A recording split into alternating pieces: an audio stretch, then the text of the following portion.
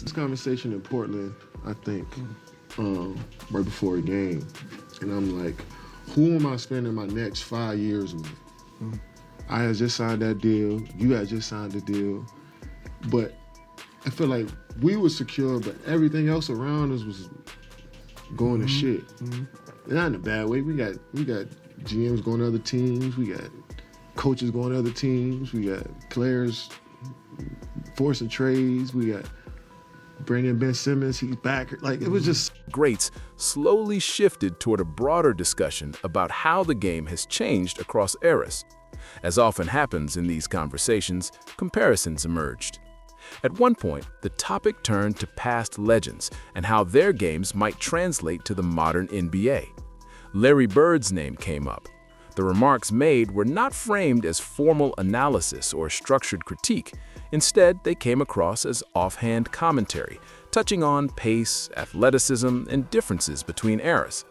While the intent may have been casual, the reaction was anything but. Within hours, clips from the podcast circulated widely. Fans, analysts, and former players reacted strongly, not because comparisons were made, but because of how they were delivered. For many, the issue was not disagreement, but tone. Basketball history has always been debated, but certain figures hold a near universal level of respect due to their impact on the game. Larry Bird represents more than statistics. He symbolizes a period when the NBA expanded its cultural reach, when rivalries carried national weight, and when skill and competitiveness defined greatness regardless of athletic profile. Any discussion involving his legacy naturally carries emotional weight, especially among those who watched him play. The response highlighted a clear generational divide. Younger fans, raised on advanced metrics, highlight reels, and modern spacing, viewed the comments as honest reflection. Older fans interpreted them as dismissive of an era that laid the foundation for today's game. Neither perspective is inherently wrong, but the clash revealed how differently basketball history is valued across age groups. As the debate continued, former players and media personalities weighed in. Some defended the idea that the game has evolved significantly. Others emphasized that evolution does not negate greatness. What made this moment different was the entry of an active NBA head coach into the discussion. During a post-game press conference, Nick Nurse was asked about the ongoing conversation. Rather than offering a neutral response, he chose to speak directly about the issue. His comments were measured but firm. He emphasized respect for basketball history and highlighted Larry Bird's competitive edge, intelligence, and adaptability. Nurse's response stood out because of his position. As a modern coach with a championship resume, his perspective bridged eras. He understands today's game, its speed, spacing, and physical demands. Yet, he also acknowledged, you win the championship, and all of a sudden, you and the coach, for whatever reason, you guys can't get along. And then the second time happened in 1984. They gave you a nickname. Right. Tragic Magic. Even after 2 finals MVP. Right. Even after going to all those finals, That's right. This is what they bestowed upon you. If Russell Westbrook was sitting down right here, what advice would you give him? First, take accountability. Okay. That's number one. Okay. If I don't play well, say I don't play well. Right. You know, when I didn't perform well in '84 against the Celtics, Right. I admitted that. I took accountability. Right. I said, hey, I didn't perform well. I was the reason why the Lakers lost Okay. that series. And I had to say to myself, I got to get better. Right. So what did I do? I went out and that whole summer, I trained hard and got better. Same thing with Coach Westhead. After he got fired, they booed me for about a month. So I got booed. So I told Coach Riley, I said, oh, I'm about to turn it up. Okay. I must have went for about 10 triple doubles, right? And all of a sudden, you stop hearing them boos. Right. Turning into cheers. Okay. And then we end up winning the championship Right. that same year. Right. See, and so that's what Russell got to do. Right. Quit trying to fight the media, quit trying to fight the fans, and just say, you know what? I didn't play well, but I'm going to play better. Right. And go out there on the court and perform. Right. That's how you stop all the things that's going on. previous generations. Acknowledging that lineage does not diminish modern greatness. Larry Bird's career exemplifies this principle. His impact was not rooted in physical dominance alone, but in anticipation, skill, and competitive will. Those qualities remain relevant regardless of era. This moment did not alter legacies, nor did it resolve the generational debate.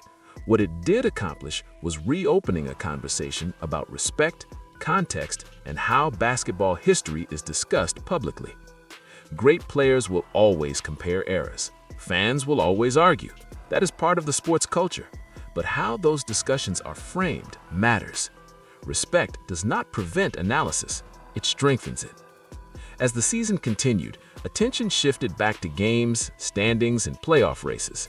Yet the underlying question remained: how do we honor the past while celebrating the present?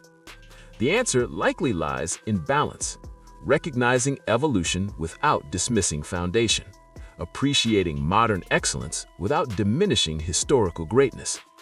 This situation was not about choosing sides. It was about recognizing that basketball's legacy is shared, built over decades by players who shaped the game in different ways. Larry Bird's legacy does not require defense. LeBron James and Kevin Durant's greatness does not require comparison. All can coexist without contradiction. Nurse's decision to speak publicly highlighted a perspective that often remains private. His comments were less about individuals and more about principle. In the end, basketball history is not static. It's an ongoing conversation shaped by memory, context, and respect. This moment served as a reminder that how we talk about the game matters just as much as the game itself. The debate will continue, as it always has, but if it leads to deeper understanding rather than division, it will have served a purpose. What often gets lost in moments like this is how quickly modern basketball conversations collapse into extremes. Either a legend is untouchable, frozen in time, and immune from critique, or they're casually dismissed. And they look at us and they say, okay, it's Showtime, it's Magic no-look passes, it's Kareem sky hooks, it's James Worthy, Koopa Loop and dunk. But what people don't realize, we were a very, very good defensive team. Magic was not a good one-on-one player, but he was a great double-team player. So the way Pat Riley constructed our defense was anytime that ball went into Moses Malone, Daryl Dawkins, them big, powerful centers,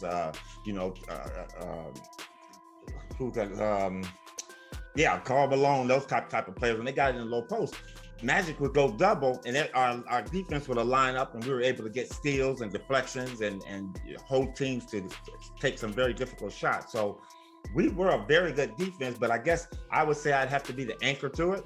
And being that defensive player in New Mexico, when I brought that there, Pat Riley always used to tell us, teams do great things, individuals will win some things.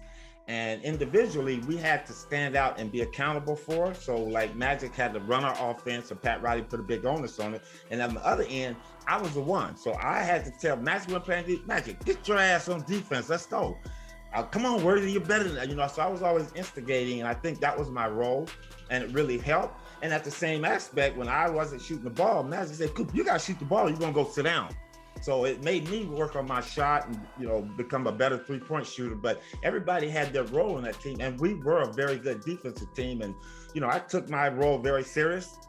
Sometimes I took it too serious, and I was supposed to do things as on team defense, but I was out there guarding George Gervin, the late Mike Mitchell, Jordan. I'm out there on them where I should have been back in the middle helping out a little bit. So I felt if they weren't scoring, then I could possibly get a little notch on my belt and say, hey, listen, Cooper held Jordan to 17 tonight, or held Bird to 12 tonight. Player.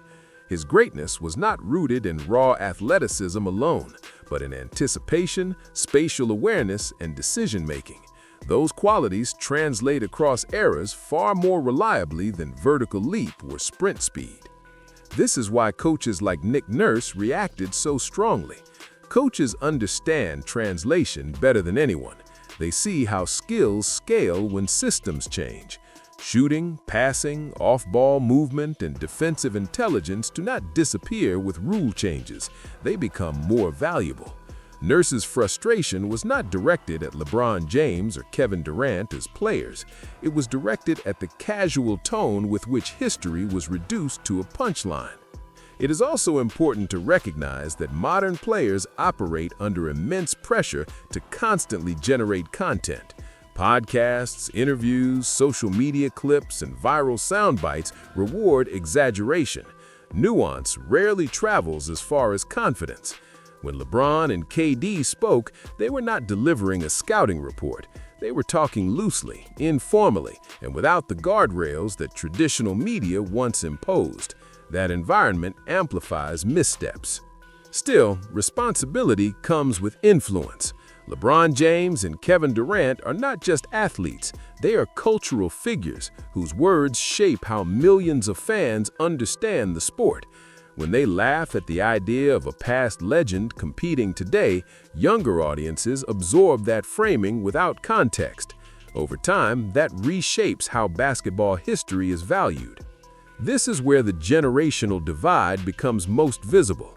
Older fans are not defending Bird because they believe he would dominate modern wings in isolation every possession. They defend him because they watched him dominate within his era, under its constraints, against its best competition. Younger fans, meanwhile, are conditioned to evaluate players through highlight reels, advanced metrics, and hypothetical matchups. Both perspectives are valid, but neither should invalidate the other. Nick Nurse's intervention forced that tension into the open. It reminded the basketball world that respect does not require silence, but it does require care. Criticism can exist without mockery. Comparison can exist without dismissal. Evolution can be acknowledged without erasure. The response from the league, or lack thereof, was equally telling. LeBron James chose not to escalate the situation publicly. That decision may reflect maturity, calculation, or simple prioritization of the season. Kevin Durant's indirect engagement reflected his long-standing comfort with public discourse, but also highlighted how easily such debates spiral when addressed piecemeal through social media. What ultimately matters is not who won the argument. These debates are not settled by podcasts or press conferences. They are settled by time.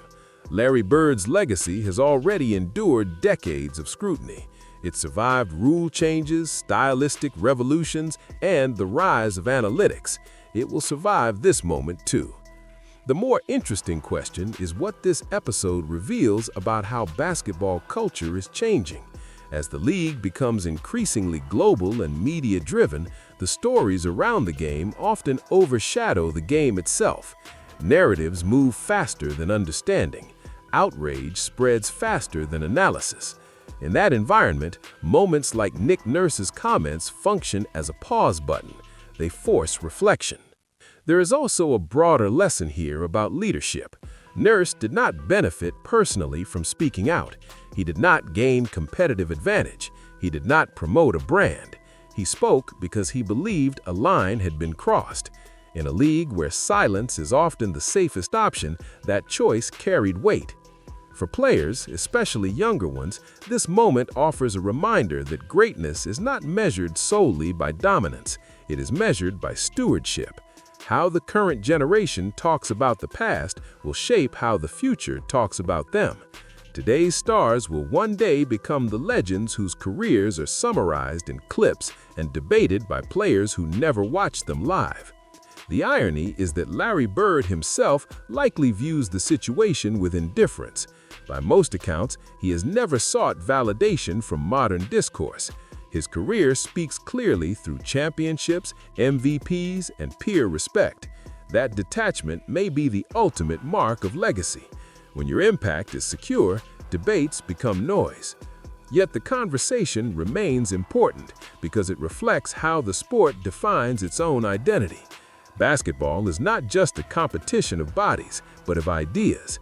Systems evolve, strategies adapt, skills compound over generations. Disrespecting the past does not strengthen the present. It weakens the connective tissue that gives the game meaning. Nick Nurse's comments didn't end the era debate, nor should they. Those discussions are part of what keeps basketball intellectually alive, but they reframed the conversation around responsibility, around the idea that influence demands thoughtfulness and that confidence does not require condescension. As the season moved on, the controversy faded from the headlines, replaced by playoff races, injuries, and new storylines. That's how the league works. The machine never stops. But moments like this linger beneath the surface. They resurface in future debates, in future comparisons, and in how fans interpret greatness. In the end, this was never about proving whether Larry Bird could guard Kevin Durant or keep up with LeBron James in transition. It was about whether basketball remembers itself accurately, whether evolution is treated as progression rather than replacement, and whether respect can coexist with honest analysis. Nick Nurse believed it could. That belief, more than the argument itself, is why this moment mattered. Basketball's history is not fragile. It does not need protection from discussion, but it does